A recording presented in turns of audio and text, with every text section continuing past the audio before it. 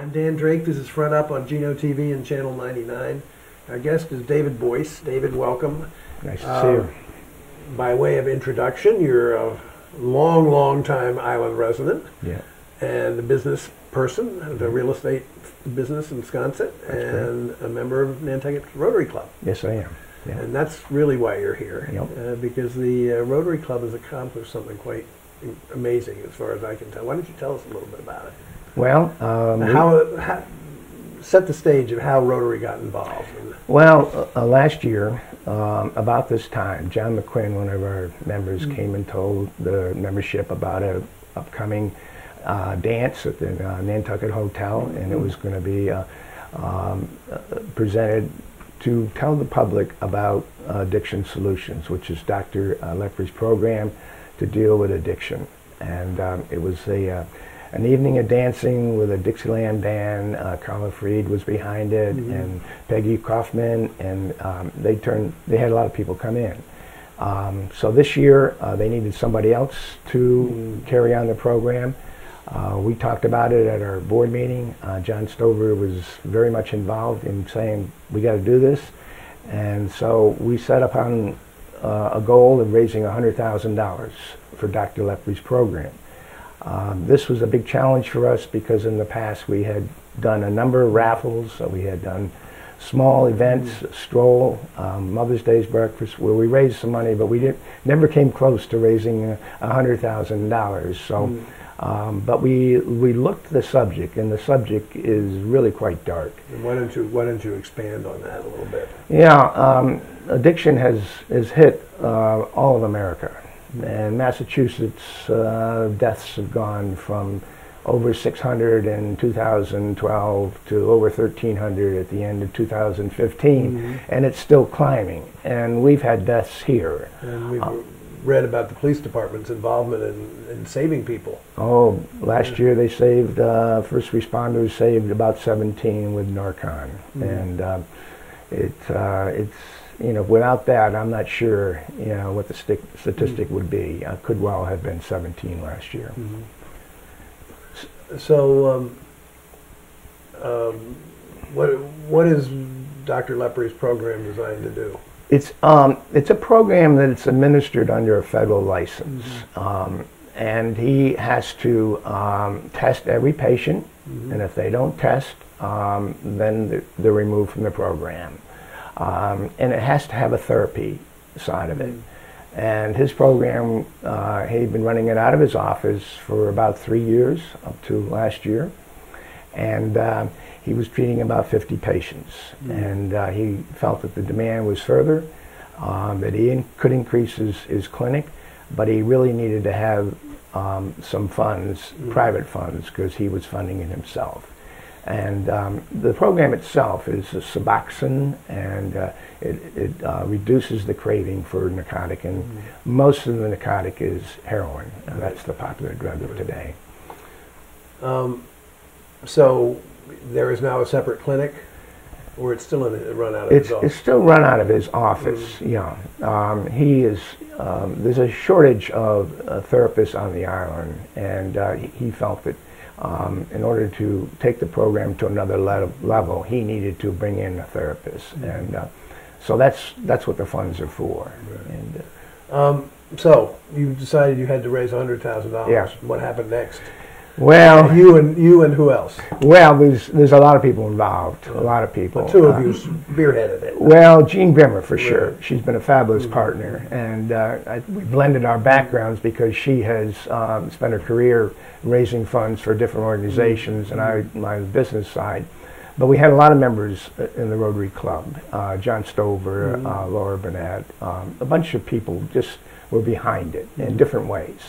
And so what we had to do is figure out how to approach it, because in the past we had never raised this kind of money. You'd sold not hot dogs, yeah, sausages, or something, sausages. Yeah, and we're still doing that, by the way. So we had to figure out how to compete, I guess you can say, against 140 plus charities on the island. And we kind of studied it and felt that the best thing to do was to go out and approach some leaders in the community. The Rotary Club itself put in $5,000. A bunch of members came up and matched those funds and beyond. And then we had friends of the Rotary Club that were giving too. But we really felt the only way to make this work was to go out and talk to the business leaders in the community, which we have done. And we found out early on that we didn't really have to explain the problem. Everybody understands how severe this issue is.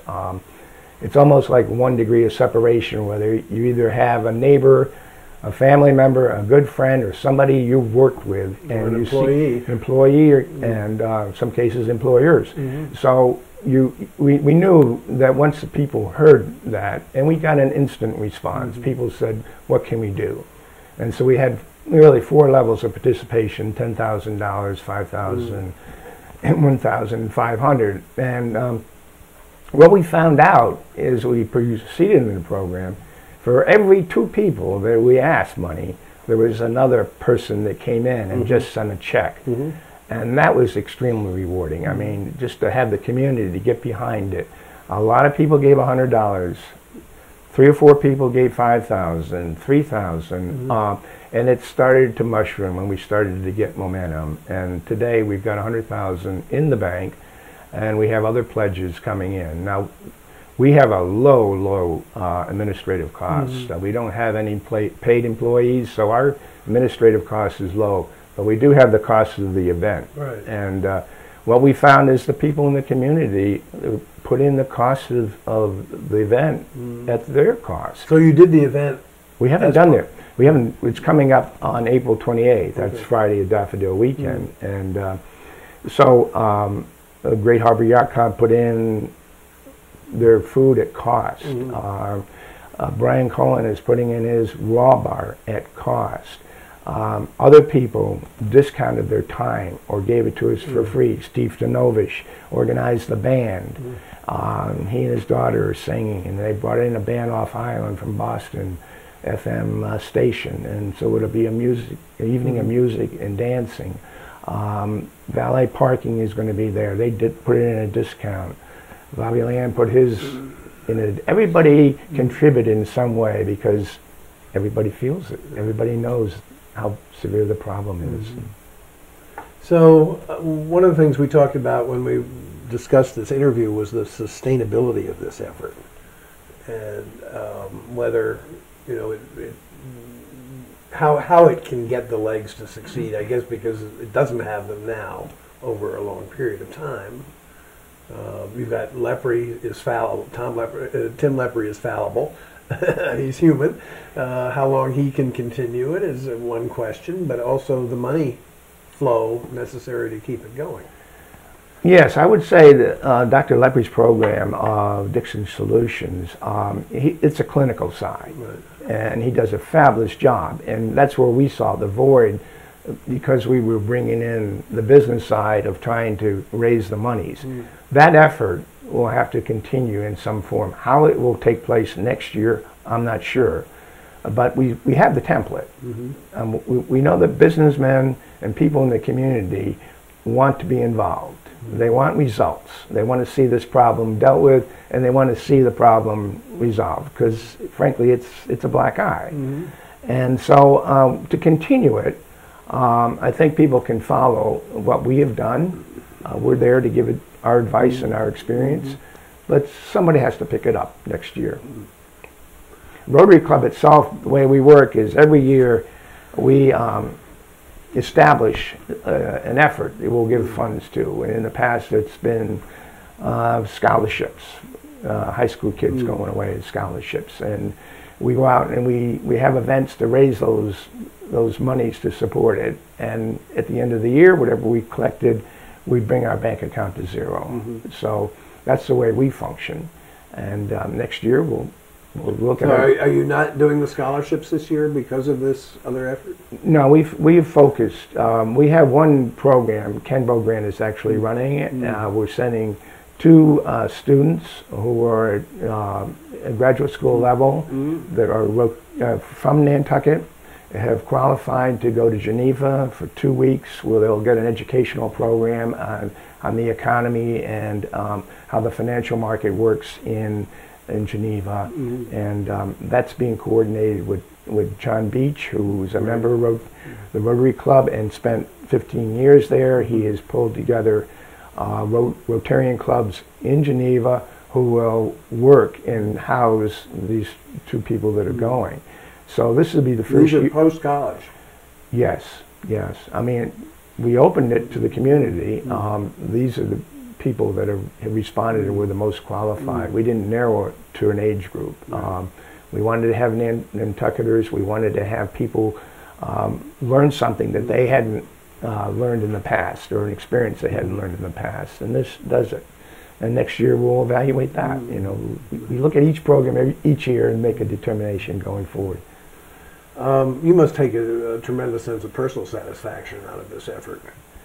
Well, the whole thing about Rotary is service above self, right. So we don't try to identify our individual I purpose. understand that, but putting that aside, for well, it's got to be satisfying. Well, it's enormously satisfying, because for every 2 people that we ask to give, another person stepped forward, and that's a pretty good ratio. Right. I talked to a gentleman last week, and he said he thought, well, he gave a substantial amount of money, and he thought it was the most important program on the island today. And that in itself is very rewarding, because we knew it was important. And to have the community respond is fabulous.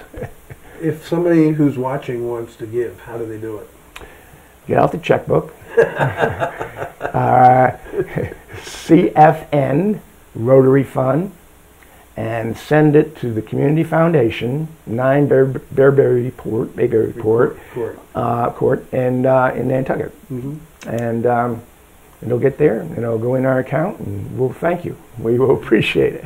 So it's CFN Addiction Solutions? No, CFN Rotary Fund. Oh, CFN Rotary Fund. Yeah. All the monies that we collect, we will then right. put in. We were not, one of our obstacles in dealing with this is we're not a 501c3. We're C4. And you need a C3 in order to get the charitable donation. Right. So that's why we affiliated with the Community Foundation. So that allows every check to be tax deductible. Okay. So it's CFN Rotary Fund. Yes. 9 Bayberry Court. Yes. Nantucket. Yes, thank you. Thank you very much. David Boyce, thank you so much. Thank you, Dan. Congratulations on your effort, and I hope you all figure out a way to keep it going for many years. Thank you. Thank you.